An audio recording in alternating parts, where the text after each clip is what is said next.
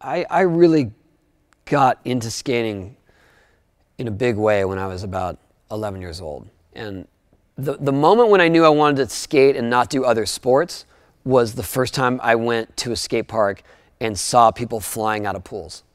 All my life I was trying to find a buzz, and I didn't really get it from team sports. I was okay at baseball and basketball, but I wasn't improving at a rate I could see.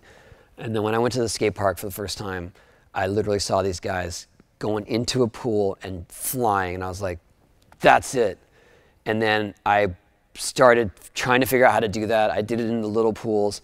I saw a picture of Steve Caballero, who was about my size, but just a little bit older, and he was doing an air in Winchester, like 3 or 4 feet out. I saw these guys, they were older and more experienced doing these things, and it looked intimidating, but it looked awesome.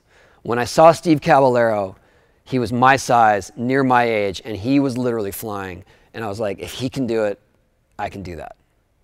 I know I may not do it as well as him or with as much style, but I'm gonna learn how to do that. And that was the moment. That was the moment when I decided I was gonna do that, because I did like that it made me different, and that it was something that I identify myself with, and it's made me stand apart from everyone else I went to school with, most other kids my age. You know, I did appreciate that, but at the same time, I always wondered, well, why don't they like this? You know, this is amazing. Like, it's super difficult. It's adrenaline filled. It's dangerous. There's a sense of accomplishment. You know, what are they missing about this? And it was always it just never really hit in those days. And so, yeah, I guess I would be the one to either blame or credit for doing mainstream stuff and hopefully making it acceptable or making it authentic. To be honest, that happened because I lived through the 80s, and I made all my biggest mistakes in the 80s, and I thank God there was no TMZ or YouTube or any of that stuff, because I signed my rights away to a few companies. You know, I didn't have control over my name or likeness, and they started blasting stuff out that was just garbage, junk, with my name on it, and I had no recourse. And like I said, it was the 80s. Skating wasn't as big as it is now, and things were kind of forgiven back then, you know, especially attire and stuff like that. And so when I had the chance to do it again, you know, I got a second career for the most part because of X Games and, you know, skating's cyclical popularity. And as it came back around, I was still kind of riding high. You know, I was still skating well, and they wanted to do more vert contests, so I still had my vert skills, and you know, I jumped back into the competitions, and I was doing well, and I had a new opportunity to do promotions and do endorsements and things like that. And I definitely walked the line. You know, I was doing stuff like Club Med and Bagel Bites and McDonald's, and of course I got a lot of flack for big endorsements. I mean, you know, people were calling me Bagel Boy for a while. And the thing is that when people hear, oh, he's sponsored by McDonald's, sellout. You're a sellout. That's it. You know, case closed. You don't get any recourse. And people were like, how could you be sponsored by McDonald's? And I'm like, I've been eating McDonald's since I was a kid. Like, I still eat it. I'm not sponsored by it anymore. I still eat it. You know, it's congruent with my beliefs. Like, it doesn't change who I am. It's not like I'm changing all my morals so that I get paid. And I've turned stuff down. I mean, you know, there was a tour, I'm not going to name names, but there was a tour a long time ago sponsored by a tobacco company. And I refused it. Woo! Stood my ground, you know, but it just seems absurd to me that I would go promote a cigarette company. That's crazy. I've never changed my value system for money, ever. To be honest, like McDonald's, they committed a large amount of money to the foundation through my association with them. So through my endorsement with McDonald's, I was able to build more public skate parks. I was able to promote skating through marketing money that we would never have seen in the skateboard industry, endemic to our sports. So, you know, the fact that I got to show skateboarding to a whole new audience of people that are watching whatever, that see a McDonald's commercial come on with skateboarding, that may inspire them to start skating. I mean, that's always my motivation, is just to represent skating well and to possibly get more people involved in it. I think it's just more that people are looking for you to somehow misrepresent skateboarding. And when they see that, then that's when they get really fired up. I mean, definitely they have their knee-jerk reaction that well, you can't be sponsored by this company or this company because they're not from skateboarding. They don't represent skateboarding. Like that argument doesn't work anymore because most skateboard companies are just owned by some bigger corporation that probably didn't have anything to do with skateboarding when they started. You know, that's just how it is now. Everything was just getting eaten up and eaten up. I say, yeah, I mean, I say if you're representing skateboarding in a positive light, you're doing it right. And if you're using someone else's marketing dollars to do so, more power to you. You know, like we did Tony Hawk's Pro Skater. I signed a contract. I had no idea that would be a big game or a game that would sell at all. I just wanted skaters to be proud of it. So I set out to, you know, make the tricks authentic, make the locations fun, make the challenges something that skaters would appreciate, and get a group of skaters that are well respected and make it very diverse. And so what I set out to do was say the first video game was something that I thought would inspire skaters to buy a PlayStation. That was all I had in my head. Was like, skaters are going to dig this so much that they're going to play video games. And as it turned out, you know, it became this huge success. It changed my life completely.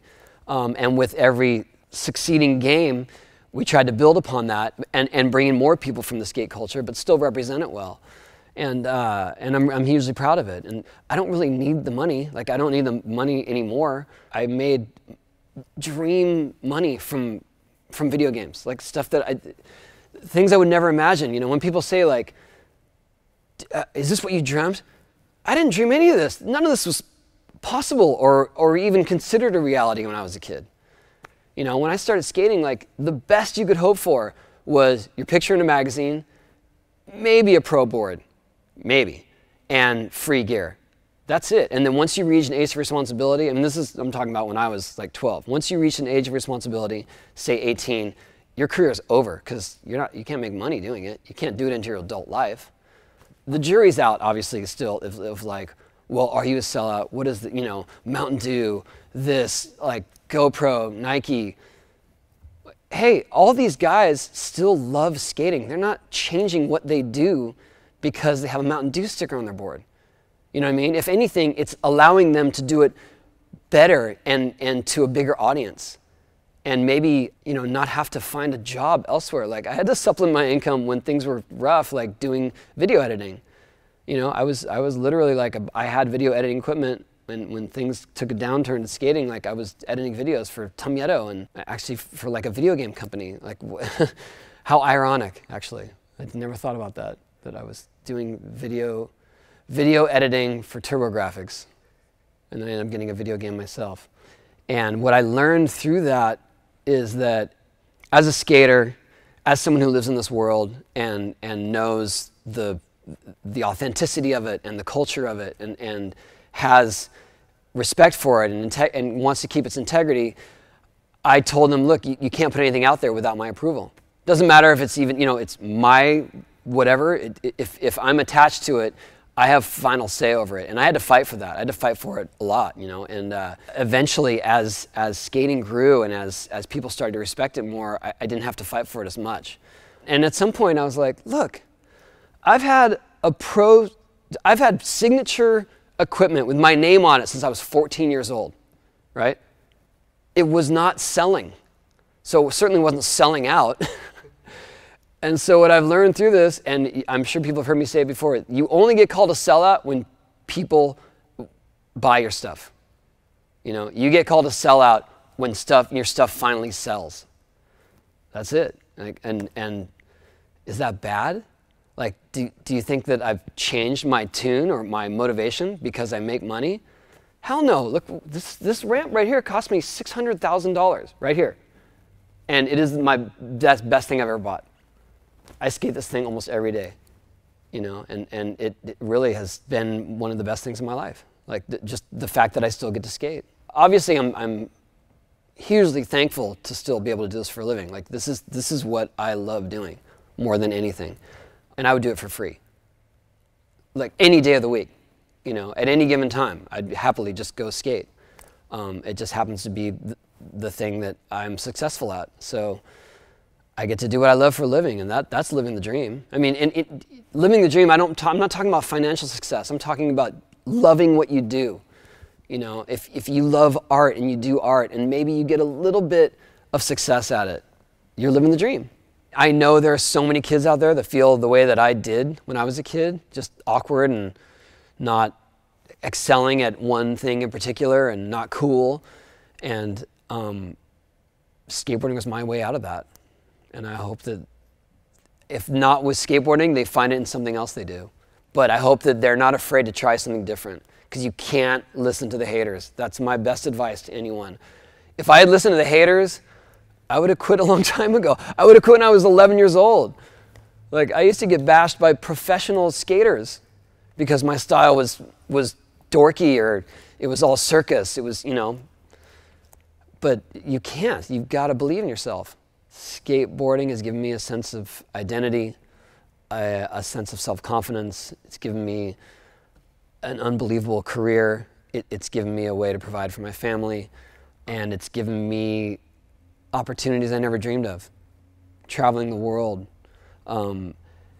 meeting incredible people, going to events, you know, stuff that just never seemed possible. And every day there's a new surprise. You know, I still am, stuff is happening that I can't believe that I get to participate in.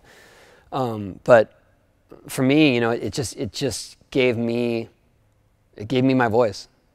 And I was a pretty scrawny kid that was unsure of himself and trying to fit in. And it gave me this unique voice and a way to express myself like nothing else.